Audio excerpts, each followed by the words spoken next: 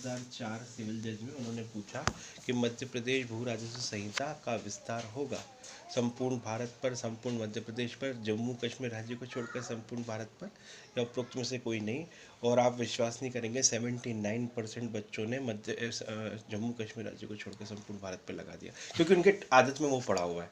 इसलिए थोड़ा सा अपने दिमाग को कॉन्शियस रख के कि अपन लोकल एक्ट का क्वेश्चन सॉल्व कर रहे हैं तो वो कहाँ लागू होगा, है ना। तो संपूर्ण मध्य प्रदेश पर है। वन अधिनियम के अंतर्गत आरक्षित जो वन है उनके ऊपर ये अधिनियम लागू नहीं होता, क्योंकि उनके ऊपर वन अधिनियम लागू होता है। लेकिन वन अधिनियम के अंतर्गत जो आरक्षित वन है वहाँ पर भी भू राजस्व की उगाही, निर्धारण और भूमि के उपयोग के प्रति निर्देश, इनसे संबंधित प्रावधान इसी अधिनियम के लागू होंगे, वो वन अधिनियम के लागू नहीं होंगे। परंतु इस उन्होंने एक बात लिखी हुई कि धारा 59 में विनिर्दिष्ट प्रयोजनों के प्रति सारे प्रावधान जो धारा 59 से संबंधित है वो वन अधिनियम के ऊपर पूरे लागू होंगे। धारा 59 भूमि के उपयोग के प्रति निर्देश के संबंध में बात करती है कि भूमि का उपयोग कैसे होगा। अगर किसी आरक्षित वन क्षेत्र में भूमि का उपयोग कृषि प्रयोजनों के लिए किया जा रहा है तो वहाँ पर भू राजस्व अधिनियम लागू होगा, ठीक है ना। आप लोगों को पता है बड़े बड़े जंगलों में बीच में कुछ पट्टे पे सरकार ज़मीन दे देती, कुछ विशेष टाइप के पेड़ वहाँ पे उगे होते हैं, आप लोगों को पता होना चाहिए। तो वहाँ पे उन पेड़ों से जो उगने वाली फसल है, उन पेड़ों से उगने वाले जो फल फूल है उनका उपयोग किया जाता है। तो जब वो ऐसे पट्टे पर दे दी जाती है, जब उनका ऐसा निर्देश दे दिया जाता है तो फिर उनके ऊपर MPLR से लागू हो जाती है, उस पर बुरा जैसे देना पड़ेगा, ठीक है। आगे ने लिखा है पर यह तब प्रवृत्त होगा जब राज्य सरकार यदि सूचना द्वारा निर्दिष्ट करे। उन्होंने निर्दिष्ट कर दिया 21 सितंबर 1959, ठीक है ना। आप चाहोगे तो सुविधा की दृष्टि पे वहाँ पे लिख सकते हो 21 सितंबर 1959 को लागू है। अब परिभाषाएं, ठीक है ना। MPLRC की परिभाषाएं 1 2 4 5 ऐसी जो समझने लायक है, बाकी सब रटने लायक है। समझने लायक तो अपन यहाँ समझ ही रहे हैं। अब मैं आपको वो टिक भी कराऊंगा जो आपको इंपॉर्टेंटली एग्जाम में पूछी जाती है। पहली परिभाषा बहुत इंपॉर्टेंट है, आबादी, ठीक है ना। आबादी का इंग्लिश नाम इन्होंने आबादी ही लिखा हुआ है, ठीक है ना। इस परिभाषा को हम पढ़ेंगे। लिखा है आबादी से अभिप्रेत है किसी ग्राम के में उसके निवासियों के निवास के लिए या आनुषंगिक प्रयोजनों के लिए समय समय पर आरक्षित क्षेत्र, और इस अभिव्यक्ति के किसी अन्य सजातीय रूप भेद जैसे ग्राम स्थल और गांव स्थान का अर्थ भी तदनुसार लगाया जाएगा। तो आबादी में क्या शामिल हुआ, ग्राम के ऐसे आरक्षित क्षेत्र जो वहाँ के लोगों के निवास के लिए आरक्षित किए गए, और ग्राम स्थल और गांव स्थान भी आबादी के अंतर्गत आते हैं, ठीक है ना। ये परिभाषा अभी अमेंड कर दी गई है 2018 के संशोधन के द्वारा, ठीक है ना। 2018 में जो संशोधन हुए हैं और 2019 में जो संशोधन हुए हैं वो आपको याद रखना है कि यह संशोधन कब हुआ, मुख्य परीक्षा के दृष्टिकोण से, ठीक। तो आबादी समझ में आती है। तो आबादी के बारे में जब भी हम बात करेंगे तो आबादी कहाँ होगी, गांव के क्षेत्र में होगी।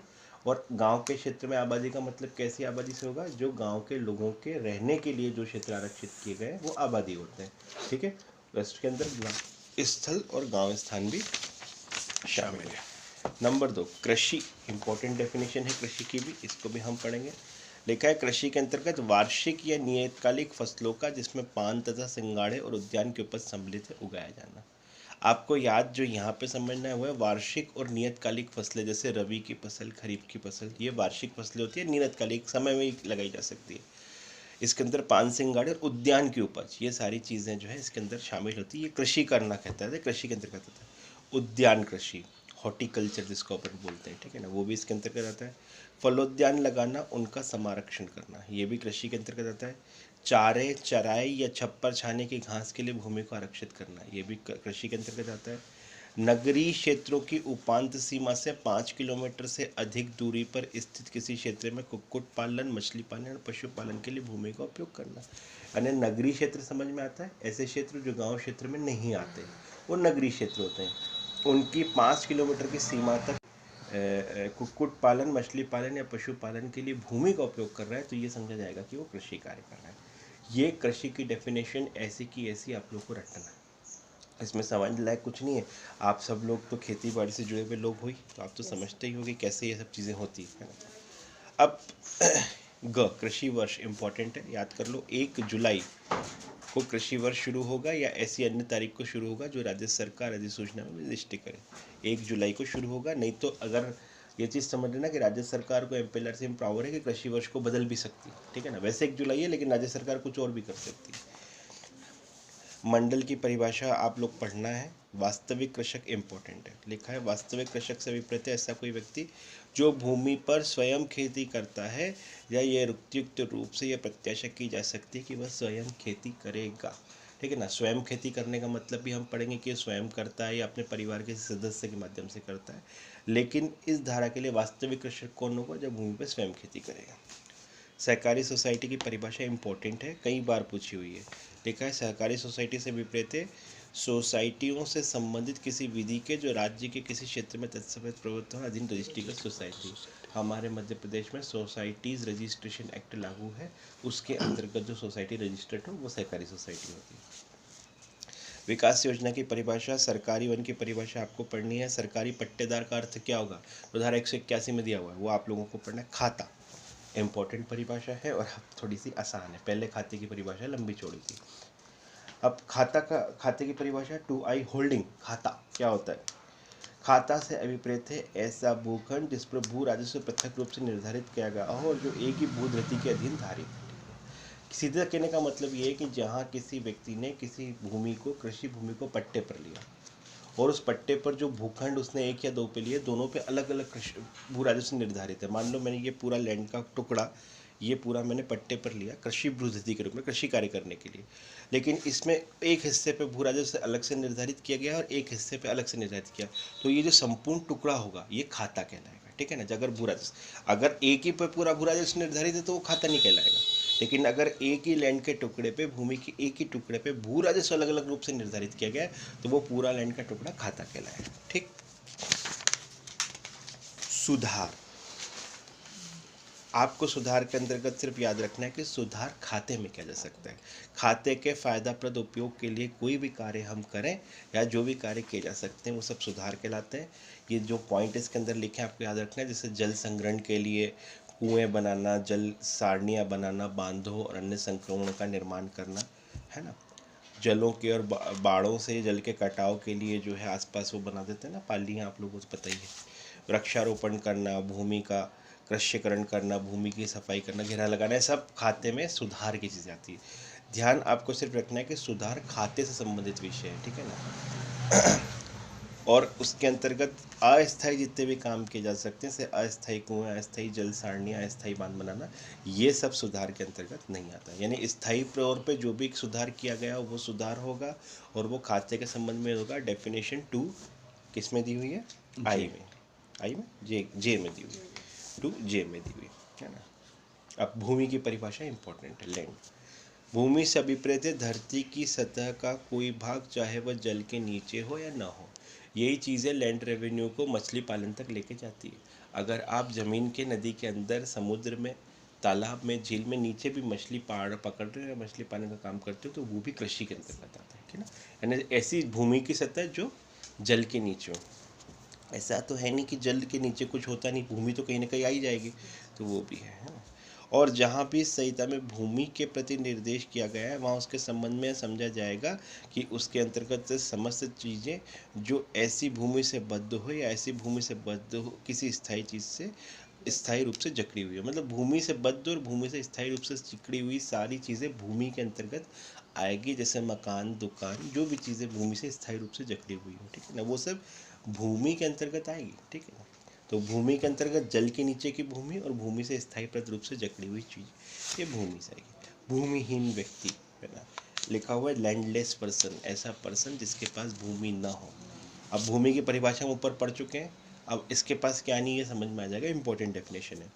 भूमिहीन व्यक्ति से अभिप्रेत है वह व्यक्ति जो वास्तविक कृषक है, यानी जो स्वयं खेती करता है, जो अकेले या अपने कुटुंब के अन्य सदस्यों के साथ संयुक्त रूप से कोई भूमि धारण नहीं करता या इतनी भूमि धारण करता है जिसका क्षेत्रफल उस क्षेत्रफल से कम है जो इस संबंध में विहित किया जाए। यानी भूमिहीन व्यक्ति के लिए क्या इंपॉर्टेंट शर्त आ गई, सबसे पहला तो वो वास्तविक कृषक हो। वास्तविक कृषक मतलब जो स्वयं खेती करे। नंबर 2, जो स्वयं या अपने कुटुंब के सदस्यों के साथ कोई भूमि धारण नहीं करता या इतनी कम भूमि धारण करता है, जैसा कि हम आगे पढ़ेंगे कितनी कम, तो ऐसा व्यक्ति भूमिहीन व्यक्ति समझा जाएगा। इस खंड के प्रयोजनों के लिए समझा जाएगा कि किसी व्यक्ति का कुटुंब उसकी पत्नी, पति, संतति तथा माता पिता से मिलकर बना है। तो कुटुंब में कौन शामिल है वो आपको यहाँ पे एक बार फिर संतति, माता पिता, पति, पत्नी, संतति, माता पिता, नौकर नहीं।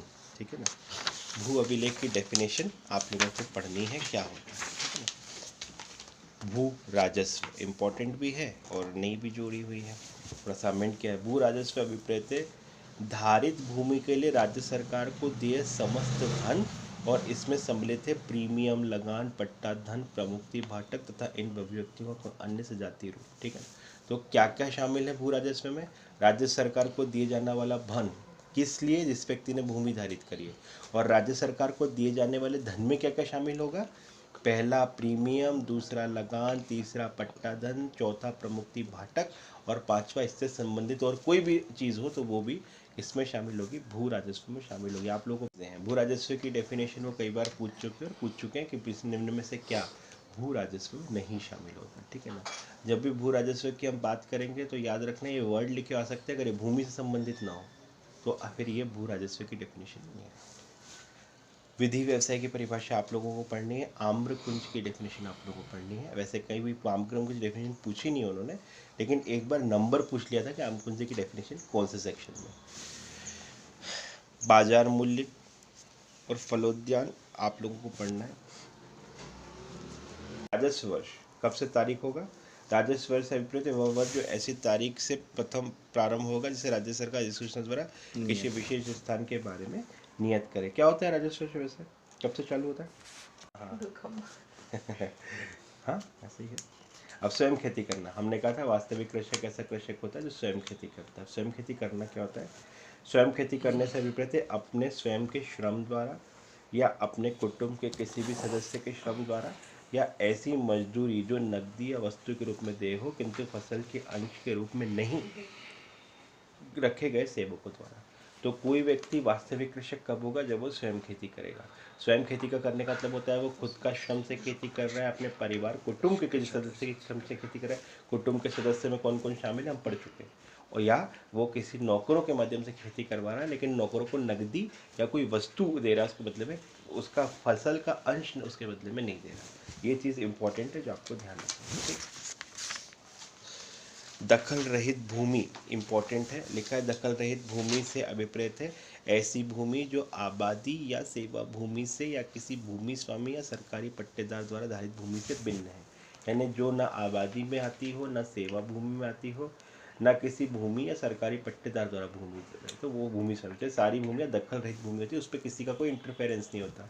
और साधारण शब्दों में बोलूँ जो भूमि दखल रहित भूमि होती है वो प्योर रूप से शासन की भूमि होती है। वैसे सारी भूमियाँ शासन के सेक्शन 59 तो यही बोलता है, लेकिन फिर भी। अब नगरीय क्षेत्र, नगरीय क्षेत्र की परिभाषा आप लोगों को पढ़नी है। सीधी सीधी सी बात है, जो क्षेत्र गांव क्षेत्र नहीं है, जो क्षेत्र ग्राम क्षेत्र नहीं है, जो आबादी क्षेत्र में नहीं आते, वो सारे नगरीय क्षेत्र हैं।